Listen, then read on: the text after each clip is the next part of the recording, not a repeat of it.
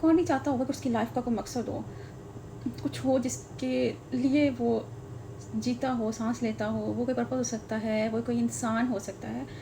But कुछ लोगों के साथ ऐसा होता है कि वो लॉन्ग टर्म उनके लाइफ में कोई ना गोल होता है, ना कोई मोटिवेशन होती है, ना उनको कोई रास्ता नज़र आ रहा होता है कि वो क्या करें लाइफ में।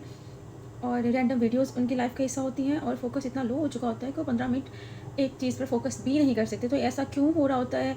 हम क्यों बॉर्डम की सिचुएशन में चले जाते हैं और ज़िंदगी रुक क्यों जाती है और हम बस रूटीन की लाइफ को ही जो है वो आइडियलाइज़ कर रहे होते हैं और उसी लाइफ में ही हम सर्कल में हम घूमी जा रहे होते हैं। हमारा कोई आइडियल जो है वो प्लान नहीं होते। हम कहीं कोई स्पेसिफिक मंथली या ईयरली हम कोई प्लानिंग नहीं कर रहे होते। तो इस सब से निकलने के लिए हमें क्या करना चाहिए? तो फर्स्ट ऑफ ऑल तो हमें अपनी चीज़ों को और अपनी सोच को और अपनी लाइफ को ऑर्गेनाइज़ करने की बहुत ज़रूरत होती है। ऐसे सिचुएशन में जो लोग इस सिचुएशन में फँसे हैं वो उनको ये चीज़ समझ सकते होंगे कि वो किस सिचुएशन से गुजरे हैं और किस कब से गुजरे हैं और उनकी लाइफ में हर चीज़ मेस्ड अप क्यों है। सबसे पहली बात ये है कि अगर आपके घर में डीक्लटरिंग के लिए चीज़ें पड़ी हैं, आप उनको डीक्लटर कर दें। घर में आपका फ़ोन, आपका डायरी, आपके मैक जो भी लैपटॉप है, मैकबुक है, जो भी आपके पास है, अगर आपके पास उसमें चीज़ें अनऑर्गेनाइज पड़ी हैं तो काइंडली उसको ऑर्गेनाइज करें ताकि आपके माइंड में जो मेस बन चुका है ना वो क्लियर होना शुरू हो जाए। अगर आप एक औरत हैं मेरी तरह तो आप अपने घर में डीक्लटरिंग स्टार्ट करते हैं। अगर आपकी वार्डरोब्स जो हैं वो क्लटर उनमें है, वो डीक्लटर होने वाली हैं, तो आप ऐसे करें कि अपनी वार्डरोब्स को और अपने घर को क्लीन करना स्टार्ट कर दें।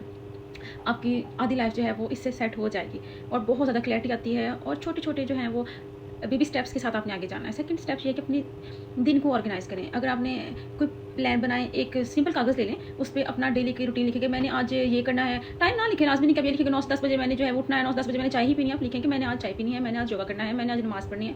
अगर आप नमाज़ में रेगुलर हैं तो बहुत अच्छी बात है। कुछ लोग ऐसे होते हैं कि जिनका माइंड मैसअप होता है, वो अस्तगफुरुल्लाह, वो लोग नमाज़ों की तरफ भी नहीं सही तरह से जा रहे होते। तो आप एक जो है वो पारे का एक पेज पढ़ लें। अब नमाज़ें जो है वो कहें कि मैंने शेड्यूल करनी है, मैं नमाज़ें पढ़ूँगा या पढ़ूँगी, मैं कुरान पाक एक पेज पढ़ूँगा। या फिर कोई तस्वीर हो जो आप बहुत देर से सोच रहे हो कि मैंने करनी है, वो करनी है। आपके पास कोई बुक पड़ी है जो आपने बहुत सालों से रखी हुई है, इसलिए सोचे कि पढ़ूँगा, आपने वो पढ़नी है। तो इस तरह बहुत छोटे-छोटे जो हैं वो आपने जो काम है वो उनको एक कहीं राइट कर लें या अपने अलमारी पे लगा लें, ड्रेसिंग टेबल पे लगा लें, ताकि आपकी लाइफ जो है वो थोड़ी ऑर्गेनाइज्ड हो जाए। आपके माइंड में एक पिक्चर तो बन जाए ना कि मैं ये करना चाहता हूँ लाइफ में।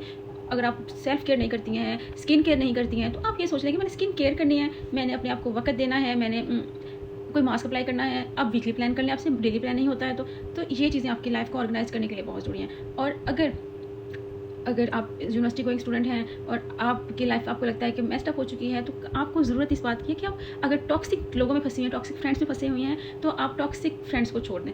यकीन जाने मैं भी इस टाइम से गुजर चुकी हूँ, हम इस यूनिवर्सिटी लाइफ, कॉलेज लाइफ से गुजर के आगे आ चुके हैं। तो जो यूनिवर्सिटी गोइंग और कॉलेज गोइंग बच्चे होते हैं, उनका ये माइंड सेटअप होता है, अगर हम 4 लोगों को छोड़ देंगे जो हमारे फ्रेंड्स हैं, तो हम आगे क्या करेंगे? आप इनको छोड़ के देखें, सड़े हुए फूलों को छोड़ेंगे ना आप, तो आपको फिर गुलाब के फूल की महक को जैसे जो है वो लोग मिलेंगे। जब तक आप घास को नहीं निकालेंगे अपने फील्ड में से, आपको अच्छा फल नहीं मिलेगा। इसलिए बुरे लोगों को छोड़ दें, अच्छे लोग खुद ही आपकी लाइफ में आना शुरू हो जाएंगे। टॉक्सिक फ्रेंड्स के साथ बिल्कुल भी बनाने की जरूरत नहीं है, ठीक है? आप एक रिश्ते को टाइम दें, वक्त दें। अगर आप बहू हैं या ससुराल में आप देख रही हैं कि आपके ससुराल में आप बनाना चाह रही हैं लोगों के साथ, ससुरालियों के साथ नहीं बन रही है, कोई बात नहीं, सो के आपने अपना पूरा दिया, आपने अच्छी नीयत के साथ दिया, लेकिन नहीं बनी है, अब आपने क्या करना है? अपने आपको वक्त देना। टॉक्सिक लोगों पे 1 महीना, 2 महीना, 3 महीना, कुछ लोग तो 2-2 साल, 3-3 साल वेट करते हैं, ठीक है? आपने 2 साल, 3 साल वेट कर लिया, now it's time to and.